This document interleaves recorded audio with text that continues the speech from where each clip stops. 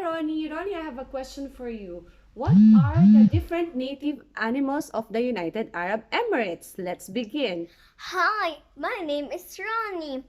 The different The different native native animals of the of the United Arab Emirates are flamingo and falcon and camel and Arabian oryx and Arabian horse.